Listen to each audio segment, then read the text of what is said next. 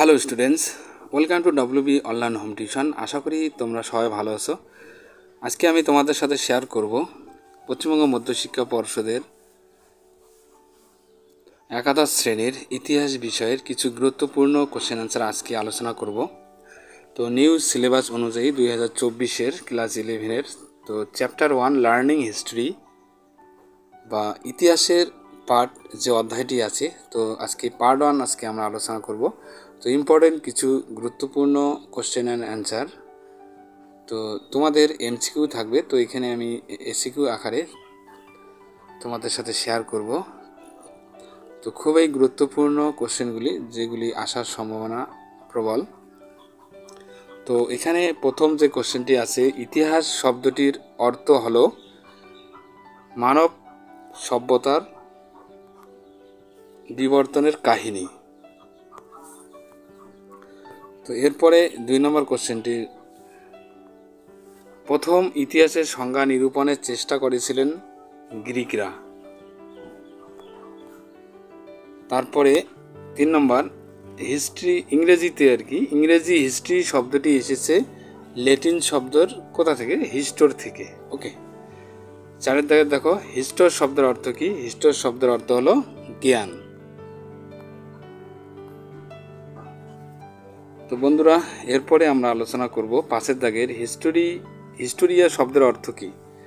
তো এখানে সত্যকে বের করার জন্য অনুসন্ধান করা হিস্টোরিয়া শব্দের অর্থ। তো এরপরে দেখো 6 দাগের, ইতিহাসের জনক কাকে বলা হয়?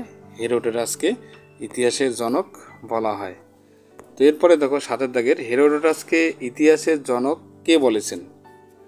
সিসেরো। তো এরপরে দেখো 8 দাগের কোশ্চেন্স, তো আধুনিক ইতিহাসের তত্ত্বের জনক কাকে বলা হয়? লিওপোল্ড ভন র্যাঙ্কে। এরপরে 9 দাগের, চীন দেশীয় ইতিহাসের জনক কে ছিলেন? সি মা কিয়েন। 10 নম্বর কোশ্চেন, ইতিহাস শব্দটির প্রথম উল্লেখ পাওয়া যায় কোথায়? অর্থবেদে। 11 নম্বর, ইতিহাস হলো দর্শনের এক শাখা, কথা কে বলেছেন? এই কথাটি আর কে বলেছিলেন? হেরোডোটাস। তো এরপরে দেখো 12 নম্বর, ইতিহাস হলো অতীত ও বর্তমানের মধ্যে অন্তহীন কথোপকথন, এ কথা কে বলেছেন? ইএস কার। তো এরপরে দেখো 13 নম্বর কোশ্চেন, ইতিহাস হলো এমন এক বিষয় যা মানুষকে জ্ঞানী করে তোলে, উক্তিটি কে করেছেন? এই উক্তিটি ফ্রান্সিস বেকন। তো 14 নম্বর কোশ্চেন, ইতিহাস হলো বিজ্ঞানে মানে কমও নয় বেশিও নয়, উক্তিটি কে করেছেন? জে.বি. বিউরির এই উক্তিটি করেছেন জে.বি. বিউরি। তো এরপরে 15 দাগের দেখো, ইতিহাস মানব মুক্তির ক্রমবিকাশের কাহিনী, এ কথাটি কে বলেছেন? Lord Acton. তো এরপরে দেখো 16 নম্বর কোশ্চেন, মানব সমাজের সার্বিক ঘটনাবলী হলো ইতিহাস মানে মানব সমাজের সার্বিক ঘটনাবলী হলো ইতিহাস, এ কথা কে বলেছেন? Arnold Toynbee.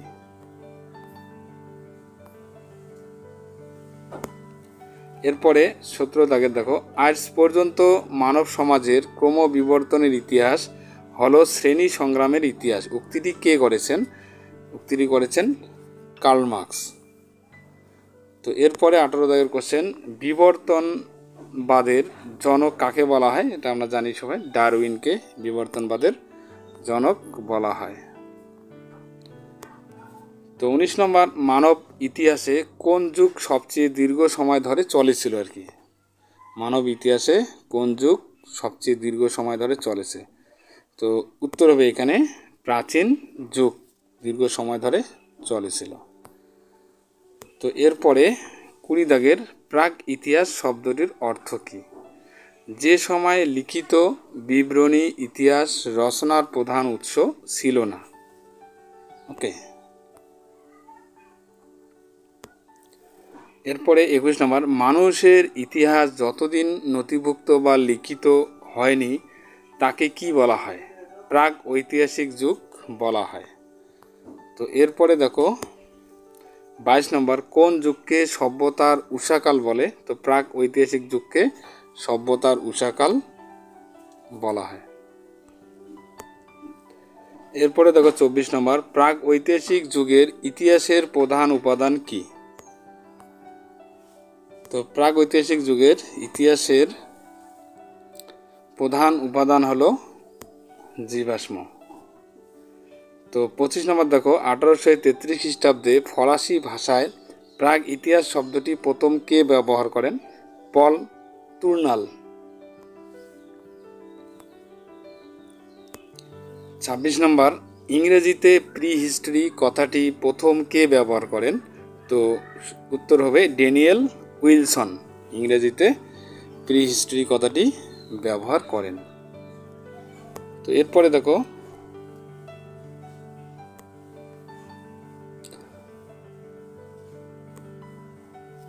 তো এটা 27 নম্বর কোশ্চেন হবে, father of Indian pre history নামে কে পরিচিত? আর কি এটা 27 নম্বর, মানে 27 নম্বর কোশ্চেন হবে, father of Indian pre history নামে কে পরিচিত?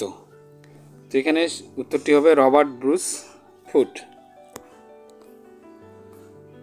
তো এরপরে 28 নম্বর কোশ্চেন, প্রাক ঐতিহাসিক যুগে মানুষ কিসের ব্যবহার জানতো না? এখানে লিপির ব্যবহার জানতো না, সেটা প্রাক ঐতিহাসিক যুগে মানুষ লিপির ব্যবহার জানতো না।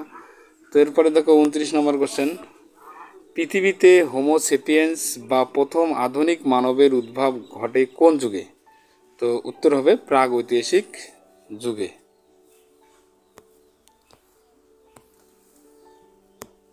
তো এরপরে 30 নম্বর, মানুষ প্রথম কিসের হাতিয়ার ব্যবহার করত? পাথরের হাতিয়ার মানুষ প্রথম ব্যবহার করত। তো বন্ধুরা, ভিডিওটি ভালো লাগলে অবশ্যই চ্যানেলটিকে সাবস্ক্রাইব করবে এবং বন্ধুদের মধ্যে বেশি বেশি করে শেয়ার করবে।